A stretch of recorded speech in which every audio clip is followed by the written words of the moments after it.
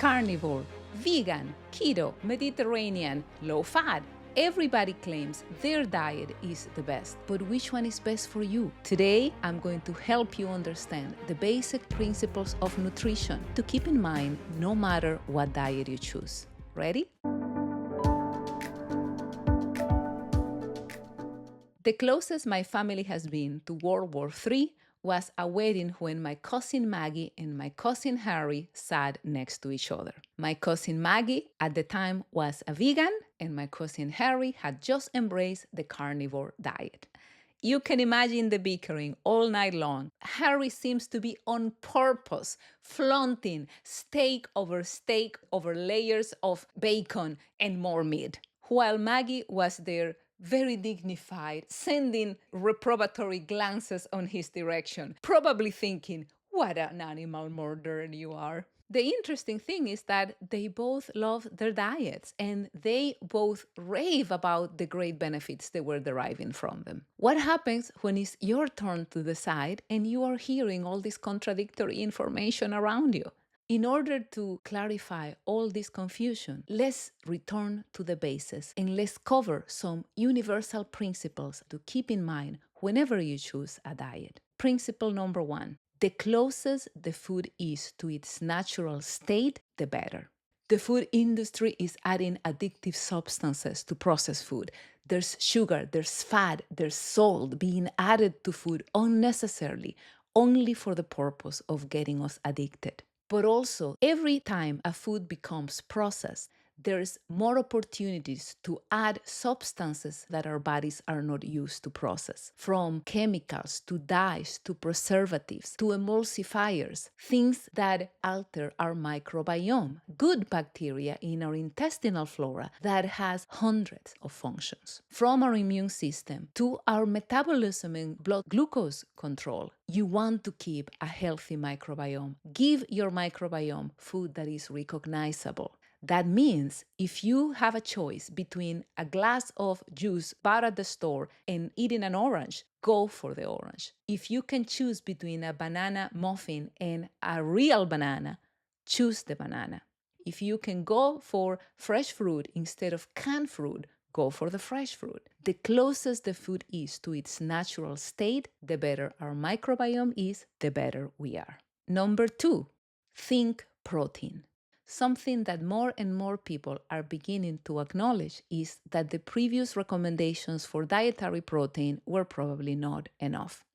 That is particularly important if you are trying to add muscle mass or if you are aging. An arbitrary rule I heard that I liked was aiming for 35 grams of protein per meal.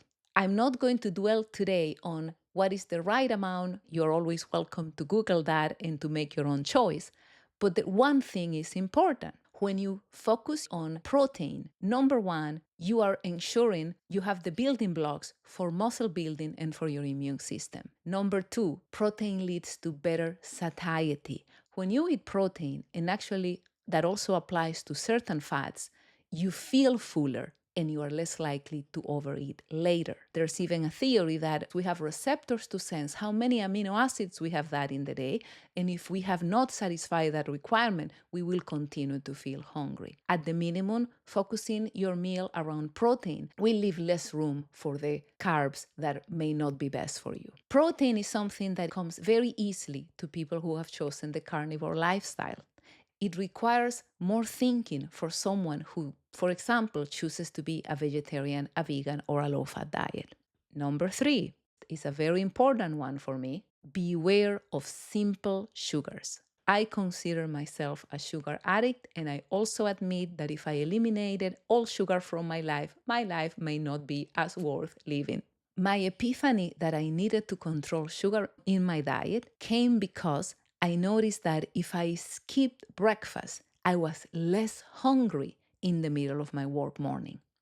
If I had done the typical toast or cereal with my coffee, I was ravenous, hungry. I was actually having hunger pains in the middle of a work day when I had to see a patient. It took many years after that until I actually owned a blood glucose meter, and I learned that it was not my imagination. That after a meal that contained high amounts of simple sugars, my blood sugar would rise dramatically. I would get this temporary high, therefore, it was addicting. But then my blood sugar would crash. Then I would feel ravenous, hungry, cranky. My mind would be foggy. My mood will swing. So, this is a topic close to my heart. There is a difference between simple sugar, this molecule that is very easily, quickly absorbable, and complex carbohydrates that require digesting and processing. Think about how wisely designed our bodies are. We were not supposed to have a huge, constant exposure to sugar. We were only supposed to find sugar during the harvesting season of fruits or in the rare occasion when we ran into a beehive. Gathering that sugar took a lot of physical effort, took harvesting, took recollecting, took running away from the bees. We were going to be burning some of that sugar spike immediately. The addition of huge amounts of sugar, especially high fructose containing sugar, like high fructose corn syrup, is more than our metabolisms are trained to handle. In future episodes, we'll talk about how to design a plan that works for you. It's all about knowing yourself and planning. Number 4, choose your fats wisely. Yes, the keto revolution came to say that there have been a big misunderstanding about fats. Low-fat foods do not make us feel satisfied. We are more likely to feel hungrier and eat later. Some low-fat foods have been associated to worse outcomes of weight loss than full-fat foods. And many fats are very necessary for our metabolism, especially polyunsaturated and monounsaturated fats, medium-chain triglycerides, among others. This is not a conversation about fat, so I won't go into the ideal ratio of omega-6, omega-3 fatty acids. I want to establish that we need to choose our fats and oils wisely. Any fat that is visible, solid, and white is by definition a saturated fat. Is more likely to become sticky in the arteries of your heart and is inflammatory. An exception some people make is coconut oil. Some people claim that the benefits of the medium chain triglycerides in coconut oil may compensate for that. But as a rule of thumb, if you chose to have a carnivore diet, lean more toward lean meats rather than meat that you can spot the solid chunks of fat in it. Principle number 5 is variety. Think your microbiome. When you eat exactly the same thing over and over, you are limiting the diet of your microbiome. And let's face it, our knowledge about our microbiome is on its infancy.